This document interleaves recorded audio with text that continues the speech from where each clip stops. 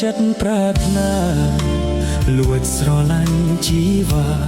អូនធ្វើការប្រាក់ខែរាប់ពាន់ខ្លួនជីម៉ូតូលុយចាយមិនក្រន់គេជី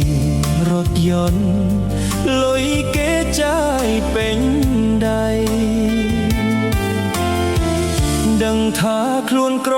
មិនហ៊ានប្រាថ្នា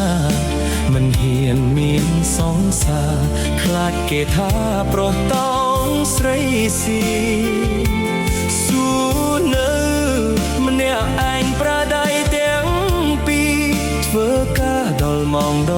12ក្រែងគេឡើងប្រាក់ខែឲ្យឮអូនថាប្រាក់ខែមិនលើស500អូនមិនយកឡើ